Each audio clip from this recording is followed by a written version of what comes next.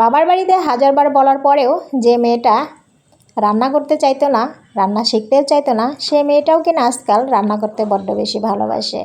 Hello everyone, আসসালামু আলাইকুম। সবাই কেমন আছেন? আশা করি যে যেখানে আছেন ভালো আছেন এবং সুস্থ আছেন। আমি নাহার অ্যান্ড রাজু রান্নাঘর পেজ থেকে সবাইকে স্বাগতম।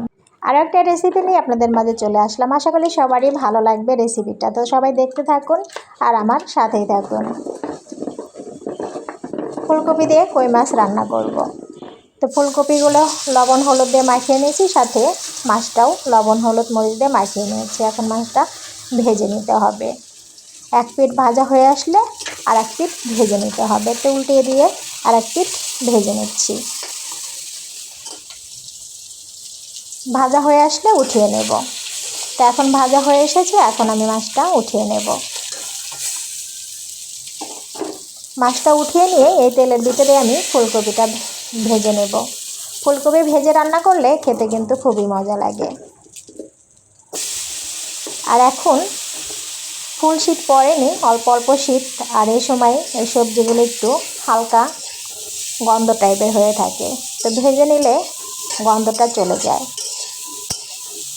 তো ভেজে নেওয়া হয়ে এসেছে, এখন আমি ফুলকপিটা উঠিয়ে নিলাম।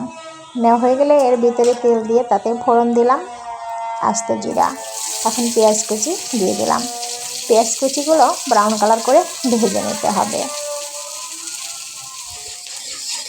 ব্রাউন কালার করে ভাজা হয়ে এসেছে, এখন আমি এর ভিতরে দিয়ে দেব আদা রসুন বাটা। আদা রসুন বাটাটা দিয়ে নাড়াচাড়া করে নিয়ে এর ভিতরে সামান্য একটু পানি দিয়ে দেব। পানি দেওয়া হয়ে আসলে এর ভিতরে অ্যাড করে দেব লবণ, মরিচ গুঁড়ো, হলুদ গুঁড়ো আর ধনিয়া গুঁড়ো দিয়ে মশলাটা আরেকটু কষিয়ে নেব।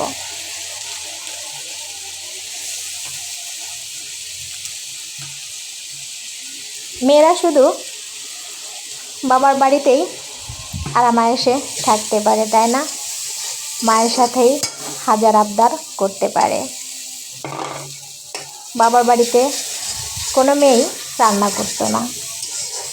যদি মা বলতো আজকে একটু রান্না কর না, তাহলে কিন্তু মেয়েটা বলতে পারবো না আজকে রান্না করতে, তাই না? আর সেই মেয়েগুলোও খুব সুন্দর করে সংসার করতে পারে, তাই না? শ্বশুরবাড়িতে এসে সব কিছু মানিয়ে নিয়ে কিভাবে রান্না করলে রান্নাটা সুন্দর হবে, বেশি স্বাদ হবে, সেই চেষ্টায় নিজেকে সর্বদা ব্যস্ত থাকে। আমি ফুলকপি আজকে রান্না করলাম অন্য একটা নিয়মে। মশলাগুলো ভাজা হয়ে আসলে তার ভিতরে আমি কিন্তু দিয়ে দিচ্ছি অনেকগুলো পানি। পানিটা ফুটে আসলে তার ভিতরে দিয়ে দিলাম ভেজে ফুলকপি, সাথে মাছ ভাজিটাও। এখন দিয়ে ঢেকে রান্না করে নিতে হবে। ফুলকপি ভেজে রান্না করলে কিন্তু খেতে খুবই মজা লাগে। দেখেন কতটা লোভনীয় হয়ে এসেছে। আমার ভিডিওটা যদি ভালো লেগে থাকে তাহলে সবাই লাইক, কমেন্ট এবং শেয়ার দিয়ে পাশে থাকবেন। আপনারাও বাসায় এইভাবে দেখতে পারেন, খেতে কিন্তু খুবই মজা। তো রান্নাটা হয়ে এসেছে, এখন আমি এর ভিতরে জিরা গুঁড়ো দিয়ে নামিয়ে ফেলব। তো সবাইকে অনেক অনেক ধন্যবাদ এতক্ষণ আমার সাথেই থাকার জন্য, আমার ভিডিও দেখার জন্য। তো সবাই আমার ভিডিও দেখবেন, আমার সাথেই থাকবেন লাইক কমেন্টের মাধ্যমে। তো নেক্সট ভিডিওর আমন্ত্রণ জানিয়ে আজকের মতো এখানেই বিদায় নেব। সবাই ভালো থাকবেন, সুস্থ থাকবেন। আল্লাহ হাফেজ।